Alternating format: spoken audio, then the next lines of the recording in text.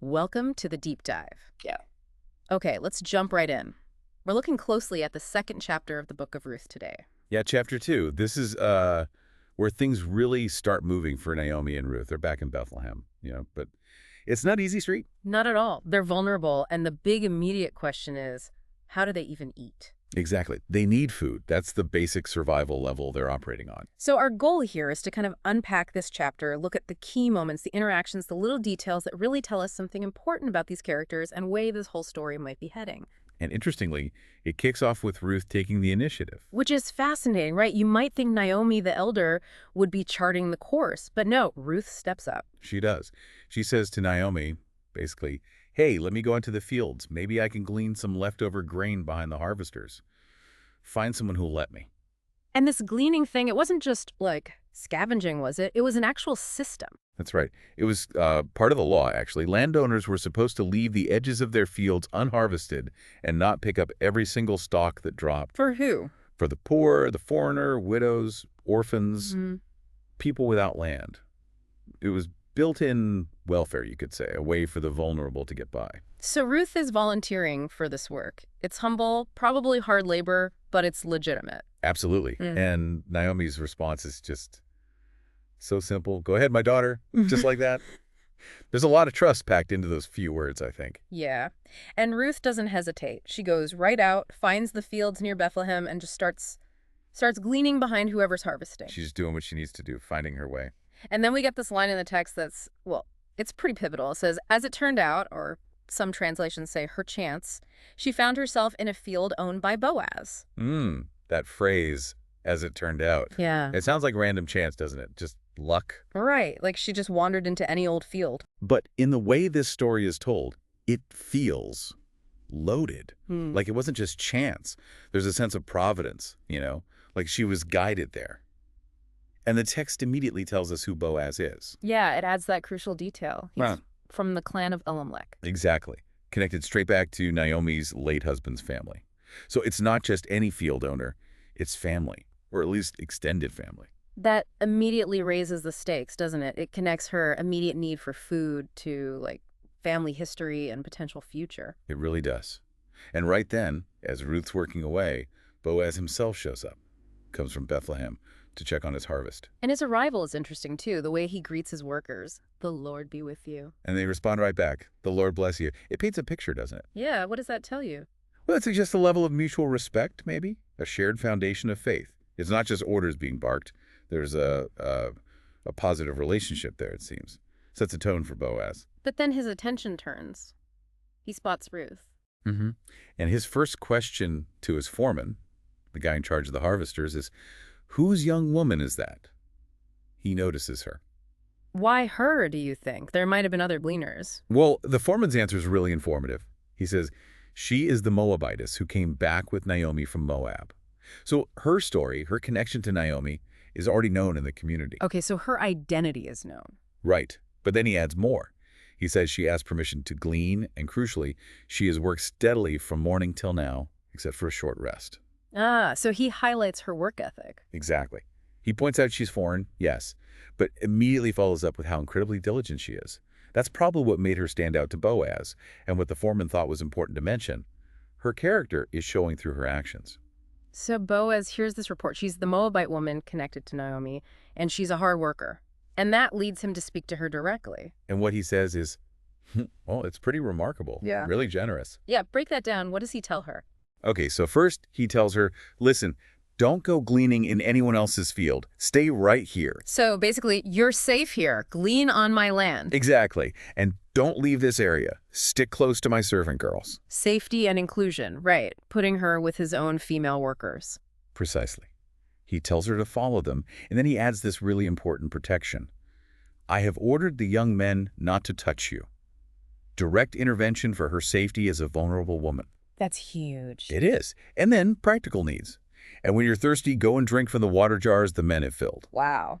Okay, so the law required letting her glean, but this, offering this level of personal protection, inclusion with his workforce, access to water, that's way beyond the basic requirement. Absolutely. This is active kindness. This is favor. And Ruth gets it. Her reaction shows she understands this isn't normal.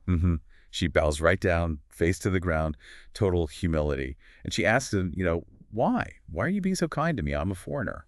She explicitly points out her outsider status. She knows this is extraordinary. So she's asking why, and Boaz actually tells her it's not just random kindness. Right. He gives her a reason. He says, essentially, I've heard all about you. Heard what? Everything you've done for your mother-in-law since your husband died. How you left your parents, your homeland, everything familiar. Yeah. To come with Naomi to a people you didn't know. So her reputation preceded her. Her loyalty to Naomi, her sacrifice. People were talking about it. Exactly. Her character, her loyal love for Naomi is known, and it's the explicit reason Boaz gives for his kindness. Her past actions have paved the way for this present favor. That's powerful. And then he gives her this blessing. Oh, it's beautiful. He says, "May the Lord repay you for what you have done. May you be richly rewarded by the Lord, the God of Israel, under whose wings you have come to take refuge." Under whose wings you have come to take refuge. That imagery. It's profound.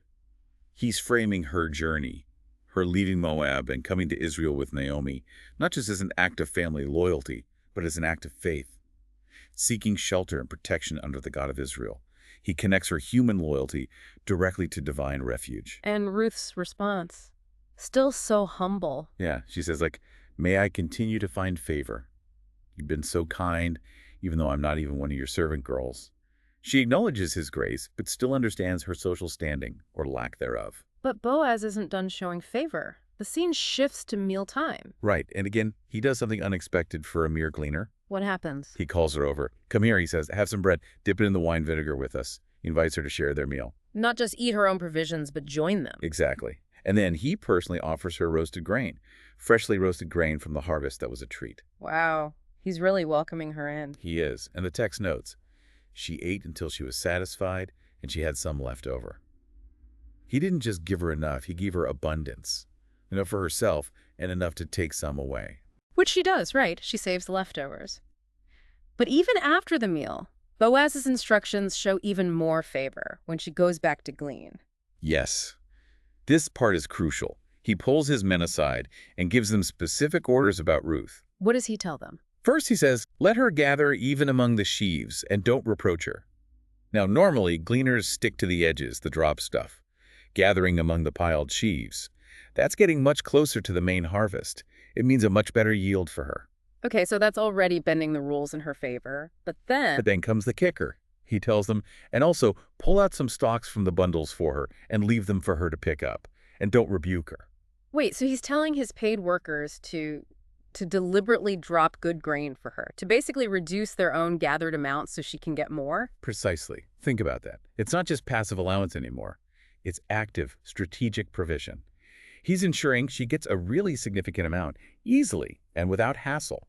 It's calculated generosity, well beyond the letter of the law. That completely reframes his kindness. It's not just being nice. It's proactively ensuring her well-being and success. Absolutely. So under these incredibly favorable conditions, Ruth keeps gleaning all afternoon until evening. And the result? The result is huge. She threshes out the barley she collected, and it comes to about an ephah. An ephah? How much is that, roughly? It's a lot for one day's gleaning, maybe 30 to 50 pounds, somewhere in that range. Way more than you'd expect from just picking up scraps. Yeah. It's direct proof of Boaz's orders working. So she lugs this substantial amount of grain back into town. Yep. Shows it to Naomi. And not only the grain, she also gives Naomi the food she had left over from the meal Boaz shared with her, still thinking of her mother-in-law. Naomi must have been stunned, seeing all that grain. Totally. Her first reaction is, where did you glean today? Yeah. Where did you work? Blessed be the man who took notice of you. She immediately recognizes that someone showed Ruth extraordinary favor. She knows this isn't a normal day's gleaning. Not a chance. And Ruth tells her straight up, the name of the man I worked with today is Boaz. And Naomi's reaction to that specific name, it's like a light bulb goes on. It is. The Lord bless him. Yeah. She cries out. And then she adds this really intriguing comment. He has not stopped showing his kindness to the living and the dead. Kindness to the living and the dead, what's that about? It suggests Boaz's kindness isn't just a one-off thing today. It connects to a deeper, ongoing family loyalty. Kindness to the living Naomi and Ruth, and the dead, presumably Naomi's husband, Elimelech, and her son Mahlon, Ruth's late husband. It hints at responsibilities that extend beyond the present moment. And that leads directly into Naomi's big reveal. Exactly. She tells Ruth, that man is our close relative. He is one of our kinsman redeemers. Okay, kinsman redeemer. Based just on what we've learned in this chapter, what does that term seem to imply? Well, the Hebrew word is goel. And based on the context here, Naomi saying he's a close relative and linking his kindness to the living and the dead, it suggests someone with a specific family responsibility. A duty perhaps to look after the welfare of vulnerable relatives, maybe protect the family name or property. Naomi sees Boaz's actions as fitting this role. His kindness isn't just personal, it's potentially familial, even legal. It adds a whole new layer to everything Boaz did. Ruth then tells Naomi what Boaz said. Yeah, she relays his instruction. He told me, stay close to my workers until they finish all my harvest. And Naomi jumps right on that. Immediately, she says, good, that's good, my daughter. You go with his young women. It's better for you. If you were in someone else's field, you might be harmed. So Naomi recognizes the wisdom and, crucially, the safety in Boaz's offer. Protection is a major concern. Absolutely. A lone foreign woman gleaning would be incredibly vulnerable. Sticking with Boaz's crew under his protection is the smart and safe thing to do. So the chapter wraps up with Ruth doing just that. She stays near Boaz's female workers, gleaning all through the barley harvest and then the following wheat harvest. Right through the whole season. Right. And the final line reinforces their core relationship. And she lived with her mother-in-law. Their bond remains central even as this new connection with Boaz develops. So looking back at this chapter, it's really a turning point, isn't it? We start with Ruth's simple, diligent act going out to glean. Yeah, just trying to survive. And then this seemingly chance encounter, guided perhaps by Providence, lands her in Boaz's field. And then you see Boaz's incredible kindness, which, importantly, isn't random. It's sparked by hearing about Ruth's loyalty, he said, towards Naomi. That reputation opens the door. And his kindness goes way beyond just letting her glean. It's protection, provision, inclusion, actively helping her succeed. And finally, the massive reveal. Boaz isn't just a kind stranger, he's a kinsman redeemer. That changes everything, pointing towards potential future responsibilities and solutions for Naomi and Ruth's situation. It really shows how, integrity and faithfulness in tough times, Ruth's loyalty can be seen, and how that can lead to unexpected places of safety and favor. She sought refuge, as Boaz said, under God's wings, and here, in his field, she starts finding that refuge in a very real, tangible way. It leaves you thinking, doesn't it? How much do our past actions, especially acts of loyalty and kindness, shape our present? And how might hope and a future emerge from places and people we least expect? Something to definitely keep in mind as we move forward in the story.